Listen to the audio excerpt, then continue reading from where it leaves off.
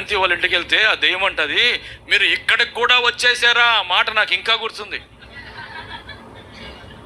మీరు ఇక్కడికి కూడా వచ్చేసారా?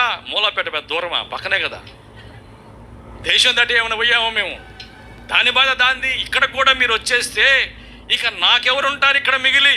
నన్ను ఆరాధించే వాళ్ళు ఎవరు? నన్ను పూజించే వాళ్ళు ఎవరు? ఇప్పటికే మీరు సమస్తము అందరినీ మార్చేస్తున్నారు.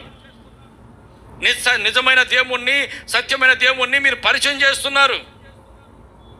ఆమేన్, హల్లెలూయా, హల్లెలూయా. కాబట్టి ఏం చేస్తున్నాడో తెలుసా?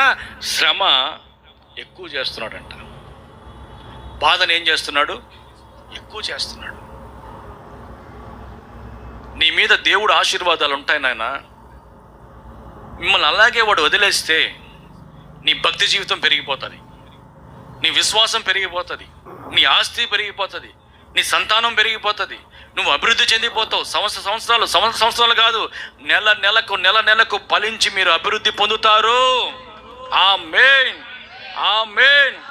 కాబట్టి వాడు ఏం చేస్తున్నాడు? మీకు వ్యతిరేకంగా ఆయుధములను ఏ ఆయుధంతో పొడిస్తే నీకు బాగా దిగుతాదో వాడికి తెలుసు గనక, నీకు రోగం కావాలంటే రోగాన్ని పెడతాడు, వ్యాధి కావాలంటే వ్యాధిని పెడతాడు, అప్పు సమస్య కావాలంటే అప్పు సమస్యను పెడతాడు. లేదా ఎక్కువగా నీవు నీ భర్తని ప్రేమిస్తా ఉండేవనుకో, నీ భర్త నోటి చేతే నిన్ను దూషించేటట్టుగా చేస్తాడు. ఎట్టకేలకు నువ్వేం చేస్తావు? విశ్వాసములో నుండి దిగజారిపోయేటట్టుగా చేస్తాడు, భక్తిలో నుండి దిగజారిపోయేట్టుగా చేస్తాడు వాడు. అదే నీకు ఆయుధములు, వ్యతిరేకంగా రూపింపబడుతున్న ఆయుధములు అవే. అవి కంటికి కనిపించే ఆయుధములు కావునావా? అవి ఆత్మ సంబంధమైన ఆయుధములు అవి. అందుకే పౌలు అన్నాడు, మనం పోరాడుచున్నది శరీర మనుషులతో కాదురా నాయన, ఆత్మ సంబంధమైన మనుషులతో మనం పోరాడుచున్నాం. ఆమేన్, ఆమేన్.